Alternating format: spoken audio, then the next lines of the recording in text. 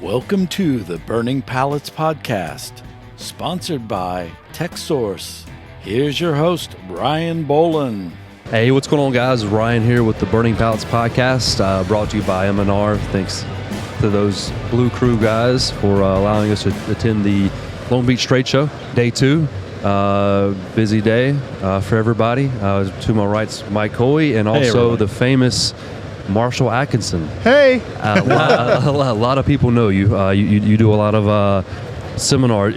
You do all kinds of stuff. I create a lot of stuff. You do. I'm a creator. And another person in the industry who knows a lot about a lot in screen printing, and you also love to be in screen printing, which is what drives you to keep creating. That's right. I've been doing this since 1993, and I kind of backed into it like everybody does, and now it's like the mafia. Once you're in, you can't get out. And, True. True. And I've done all types of things, and it's lots of fun, and I'm always learning. I always want to meet people, and there's always a solution to the challenge that people are going through, and often it's not the obvious thing. It's you got to dig a little bit, and by asking better questions, you can get to whatever that is. Did you start by screen printing yourself, or were you always a creator consulting type of deal? Well, how I got into it is I divorced my first wife in 1989 and decided to start my life over and going to graduate school to get my master's degree in architecture. And I wanted to not have any student loans, so I started a t-shirt company selling to fraternities and sororities, which a lot of people do. I did as well. And this was back when everything was hand done with blue lines. The term camera ready, we used a stack camera to make the film positives. And the thing that changed my life was the Macintosh. It came out, and You're still Mac. The company that I got my 80-pound MacBook in my bag right there. You two are exactly the same. Well, let's make a little a friendly bet. Whose backpack is heavier? But you got to let me slip my iPad Pro back in there, because I've been lugging this 24/7. No, I just have one device. Oh, okay. But it's between that and all the like a concrete gear. bag. I'm just That's around. Ryan picked my bag up last night, like when we were loading up, and I burned several. That's calories. why you got the guns, Mike. No, they're the guns. These are the 22 caliber over here, and those are the 45s over there. This ain't the gun show. But going from the screen printing to now the consulting, I guess you've always wanted to be in consulting and creating. No, I kind of backed into that too. Everything I've done, I kind of just fell into, like it's a pit out in the jungle, and here you are, right? And so anyway, so I started working. So I was doing my own thing, and then the Mac came out, and then I learned that, and then the light bulb went off. This is what I want to do.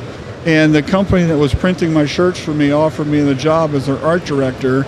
And so I did that for 14 years.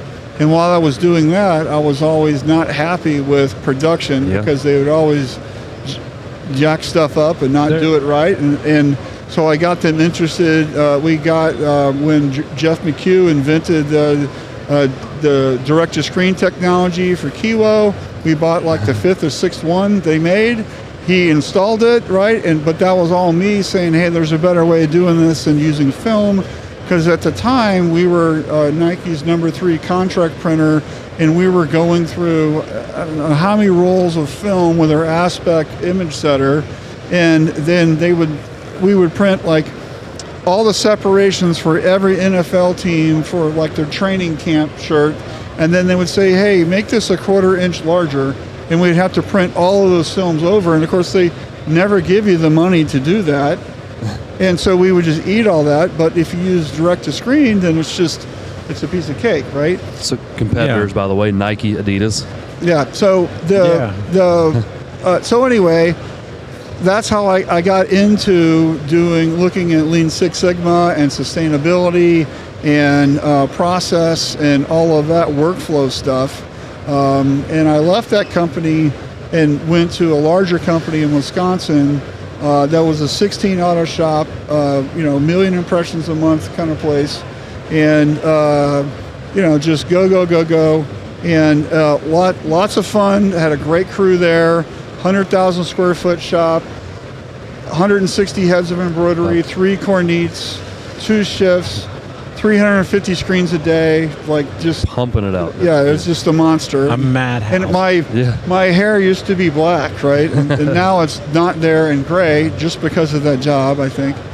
But I'm always learning, always helping people. I'm a huge M&R fan, fan of people who do things right, and which 100%. That's what they do. Yeah, so it's you're always poised for the next thing, and so I got into consulting, helping shops, because everybody kept asking me questions, and it became like, I'd make an extra $50,000 a year just on the weekends helping people or whatever, and then I kind of backed in to do it full time, and that's what I do now. And so I help shops, mostly with workflow. Sometimes it's leadership. It's often strategy. And because they're all really kind of dovetailed together, because a lot of people are serving the wrong customers and they don't know what questions to ask. Or a real common problem, because it's the beginning of the year, is they know their pricing is all messed up, and because they're not making the money they need to make. And so so you start asking questions that they can't answer because they've never actually thought about it. Yeah. And it's like, what should our minimums be? And how can we make more money? And are we serving the right customer? And why are you putting that 24-piece, 3-location job on your auto, right? and so why aren't we doing it with a different process where we can make more money? That's kind of where I go into. And so it's lots of fun, and I'm happy to help people. And kind of as a little side thing to that, I've got my Shirt Lab Tribe Mastermind group, right? And we do live events. So we've got about 200 shops, and it's a subscription-based kind of a help mastermind group where we're a community of people who help each other. We have live Q&A every Tuesday and Thursday. I do the Tuesday one. My business partner, Allie Banholzer, runs the Thursday one. She's a Lean Six Sigma black belt. So if you need some accountability, you should be on that Thursday call. But it's a community, so we're always about helping people and doing things. We have live events. Our live event this year is going to be in Austin, Texas, all about automation. That's your event. That's our event, and then we're going to have what's the name of it? Shirt Lab Austin. Yeah, okay. And so we just signed the venue on the contract for the venue on Monday. So we're going to have our website up and stuff soon. And then we're doing one on art in Nashville in August, and that's going to be about art workflow, simulator process steps, how to learn how to do that, and also how we're using AI, specifically Midjourney. So it's going to be a springboard. You might as well just slingshot it into Midjourney. Explain that. I mean, that's a lot of stuff you're doing. I mean, from screen printing to now this massive consulting thing that you got going on. It's a lot. I mean, it is a lot. And I talk literally all day. To do it every day, all day. That's got. I mean, it's got to be taxing. It'd be taxing on me, but that's something you enjoy. Yeah. Same as Mike. You enjoy that whole aspect, which is great. That communication helps our customers, because they have questions, and if they can the customer service gets a question that goes beyond what they can read on a text sheet or what their experience, then they're like, hey, let me get you Mike, and sometimes that turns into send me your file. But here's my thing, the old adage, give a man a fish, feed him for a day, right? So what I do, and what I did yesterday morning and this morning, was got a file, and I just put my Mac in the screen record, and I let them see how I do it. Right. That's great. And Google Drive it, and then once a month I have to I have 6 Gmail accounts, so just for the space, right? And then don't tell Google, but then I had to flush out some this morning because now I'm starting to upload these episodes and get them to the people. Right. But yeah, it's a good thing, to be able to help people that are willing to learn and listen from your experience. So you like to play in AI, and then obviously you do, and talk about the Midjourney and what all that is. If you haven't heard of Midjourney, so Midjourney is a tool, just like Photoshop is a tool or a hammer is a tool. It's a tool, right? And using this tool, we can use word prompts to easily create images extremely quickly. So as a designer, you can iterate the crazy idea and not sit there and have to draw it out. It's just bam, and here it is. But it's like anything, you have to learn to drive the car, right? Yeah. You have to actually do it. You can't. So it takes a minute to understand it, and so you have to play with it a little bit. You have to use words. You have to discover where the next word is. What's a cool phrase? If there's all types of little techniques about doing things. So, I can easily create 50, 60 images in 2 minutes, pick the ones that I like the best. I can upscale them and play with some stuff. And then all of a sudden I've got something really awesome that didn't take me hardly any time to do, that's completely original. And then I can use that with something. So this could be a design for a client. It could be a marketing piece. So if you want to just kind of understand what I'm doing, so my Instagram is Marshall Atkinson. It's my name. So does this code go to your Instagram, or so is this that goes to my newsletter, which is midjourneyexperience.com. But my Instagram is just Marshall Atkinson. Nearly every day I post some stuff. I didn't do anything today.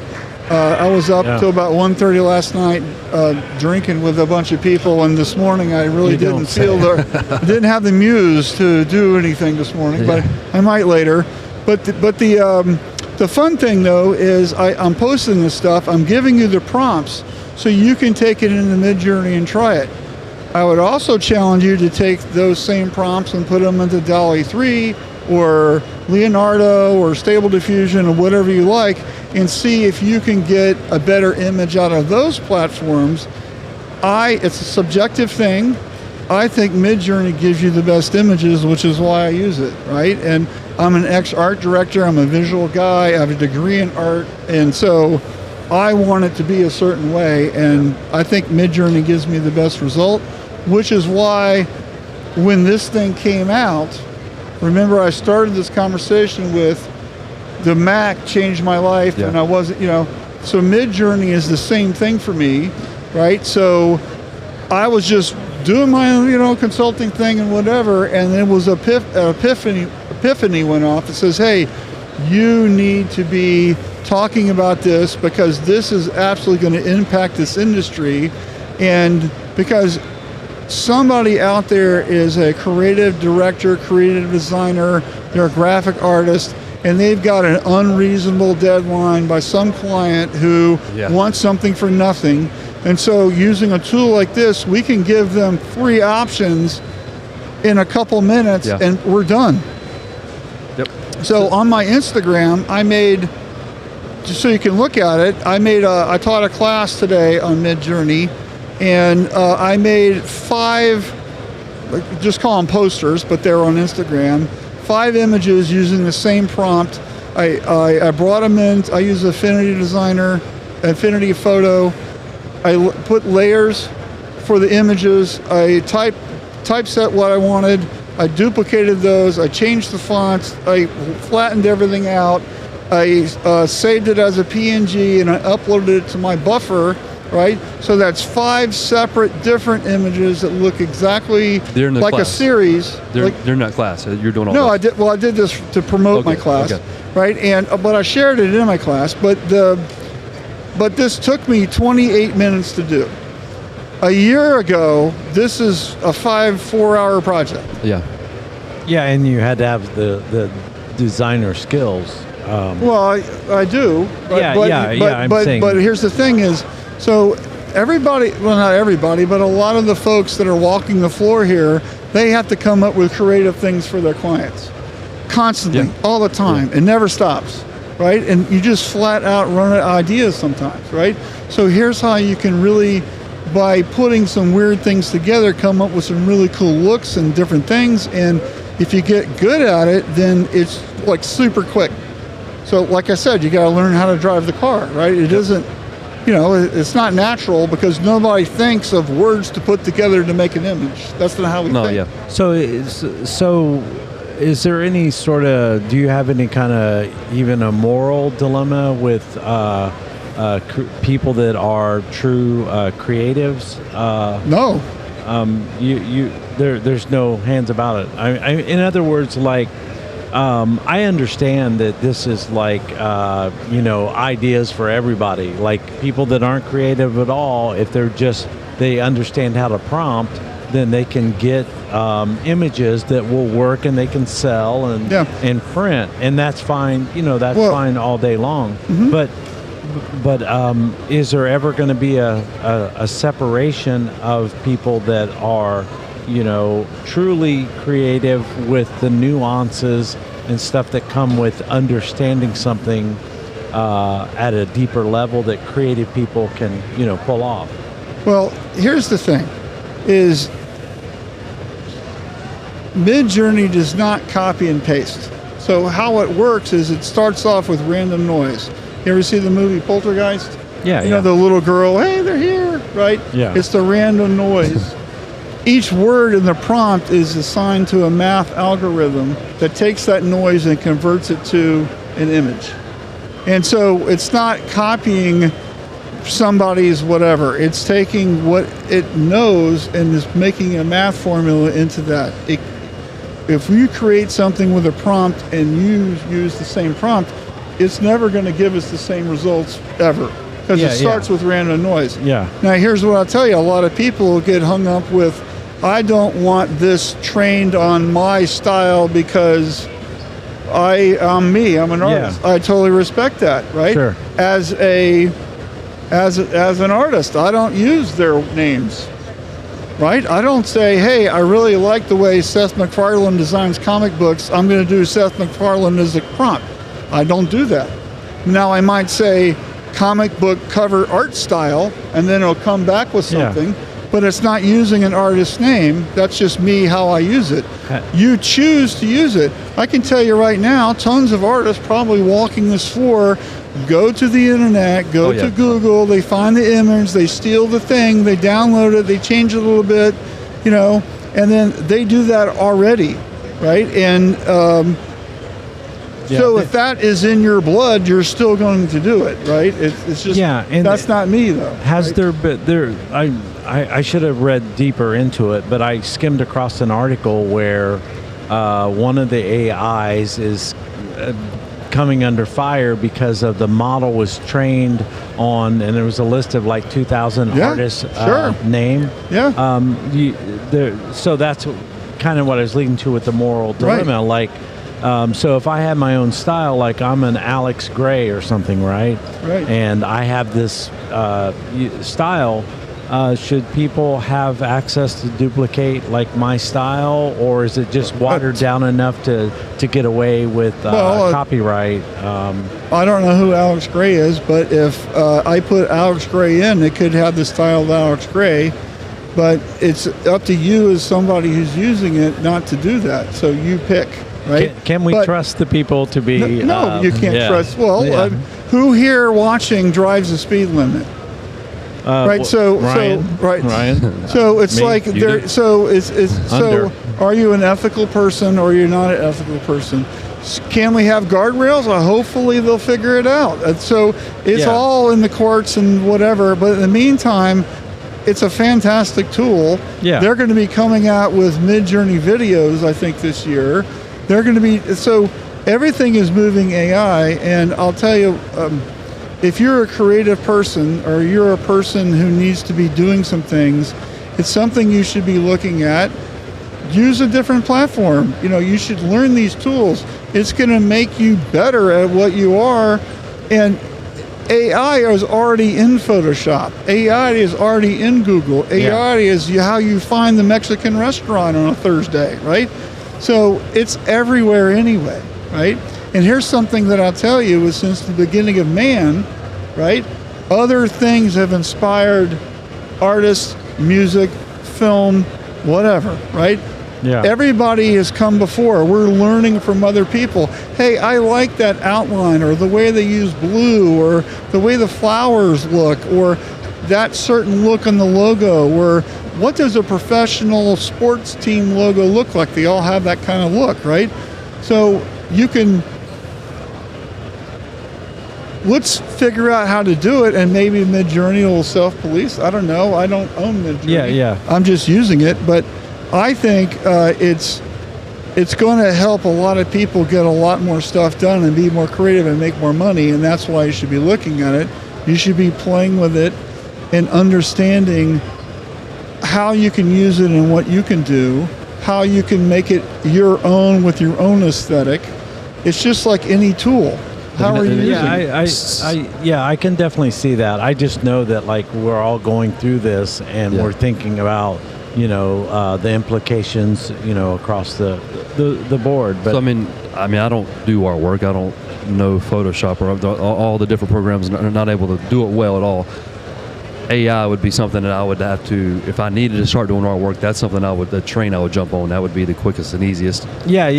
Ryan would definitely be like, oh, AI is going to do this. I really don't have to learn artwork now. That's a godsend to you, Ryan. To me, there's tons of people who never could do anything because I can't draw a stick figure, right? And then so now they're releasing the craziest nightmare ever, right? That's what you see when you go to the Midjourney pages. You see all these people doing all this crazy stuff, this nightmare stuff, or this crazy, camel with an elephant's head and just whatever, right? You see all kind of nutty stuff, but that's not what I'm talking about, right? So you can use it for that.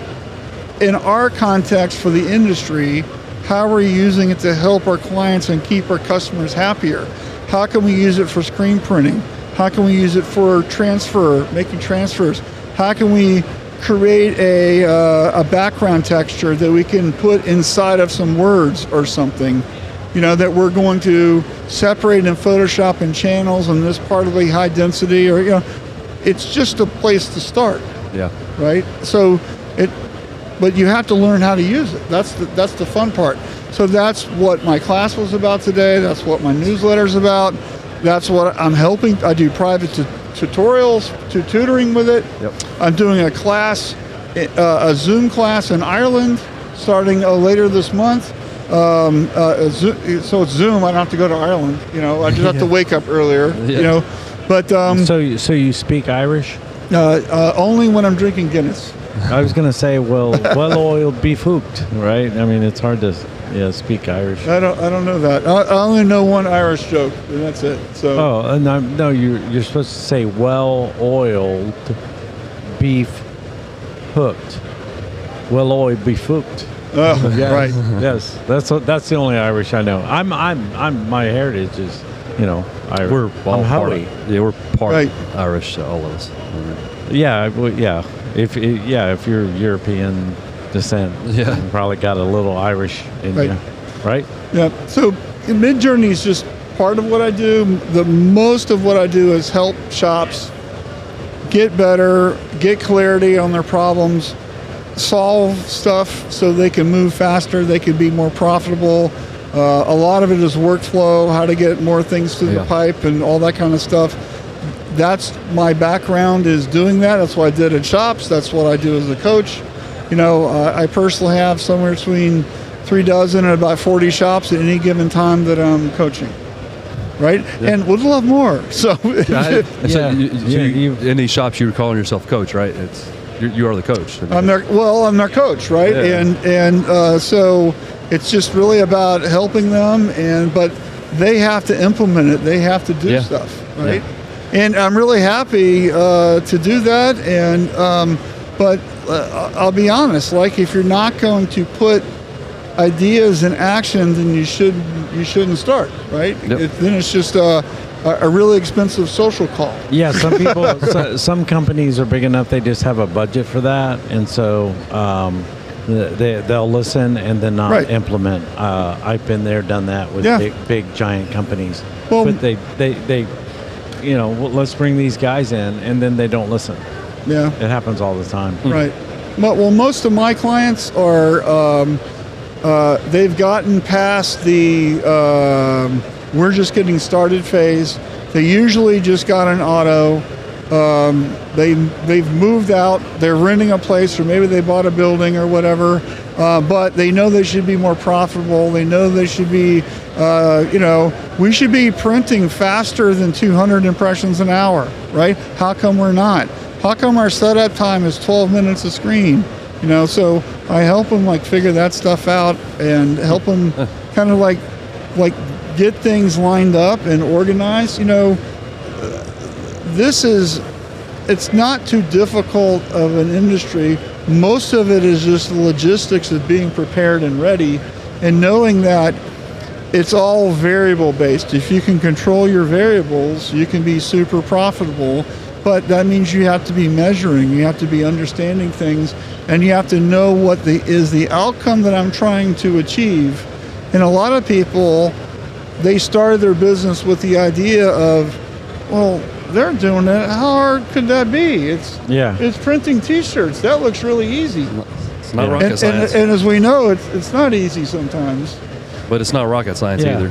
But the third element there is, what do you say shops that are suffering from the morale issue within the that's the fish rots from the head down, right? So if they've got a morale issue, what is causing that, right? So, just have a pizza party. Yeah, well, no, that just feeds them at lunch, right? Yeah. So one of the things you might think about, right, is just the culture. Who are you letting on the team? Do you have a cancerous person that's always, that guy or woman that's always kind of the turd in the soup? Yeah. And then you've got, so just think about, the phrase is, you are what you repeatedly do, or, professionals do things like this. So what is that, right? Do people have clarity on what's next? So a real easy thing to do is tomorrow in your shop, go on the floor, ask any employee, hey, what are you working on next? Can they tell you the answer? Yeah. And I can tell you from me doing this for a long time, a lot of people can't. Yeah. And then if I can't find the answer, where do I go to find it? Do they know how to find the answer, right? Or do they have to go bug a manager or the owner that's in a meeting and whatever, and they have to say, yeah, this is what I want you to do, right? Yeah. So, of course, there's all sizes of problems and challenges, but to me, it just comes down to being extremely clear about your intent and what you want and what the outcome should be. And, that's really difficult to do sometimes. Yeah. So. Well, I appreciate having you on. I know it's getting towards the end, but we got several more people we could bring in. But this whole mid-journey thing is it'd be something I would need. That's something that I would, right? That's for sure. This is what I would need. But and AI might have come up with my Betty White with a Dirty Harry 45. That's I gave my one-of-a-kind shirt to my sister. So I saw her. She wore it today. I thought that's funny. But so where can they where they're finding you at? You already plugged it once, but you're consulting and doing a lot of stuff. The Midjourney newsletter is midjourneyexperience.com. It's $12 a month. It comes out every week. Everything's all new all the time. You'll be learning like crazy. But only if you actually do the work, right? Yeah. So otherwise, it's a nice thing to read, right? We want you to actually do the stuff. And the master thing that you talked about, that's another big group, right? The mastermind, yeah. So that's my Shirt Lab Tribe is the name of that, and that's shirtlabtribe.com. We would love to get people signed up. So how that works is that's $99 a month.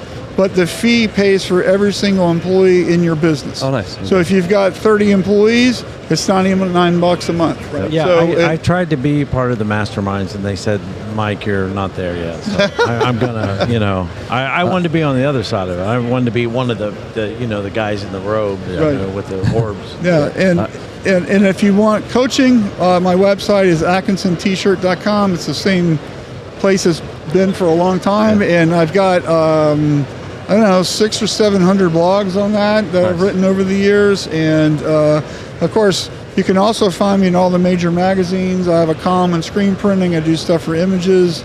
I was just talking with Graphics Pro earlier today. Yep. I do stuff for Impressions, of course. We're at the Impressions show. Yeah. I mean, I'm in a lot of places. I'm writing a column a month for FESPA starting this year. The word to describe you is ubiquitous. Yes, I guess. I'm like... Yeah, and for those of you at home, if you don't know this word, look up, this is like the first U word in the dictionary, right? Is it the first U word? It used to be like back in the day, because dictionary is my favorite book, by the way. All right, Coach, thanks for coming on. All right, hey, I appreciate it. Thanks for having me on. Coach Bobby Knight, everybody. Coach Bobby Knight. Yeah. They were the same height, by the way. Yeah. Coach Knight. I don't think Bobby Knight was 6'5". He was probably like 6'7", I think. Bobby Knight was 6'7"? He was a monster, yeah. A monster. I remember that guy. I remember that guy was throwing the chair. That's about it. Yeah, he didn't look that tall on TV, but I'm from Indiana. Right. I sat next to him on an airplane from Charlotte to India. Nice. Cool. Yeah, you're very similar in nature.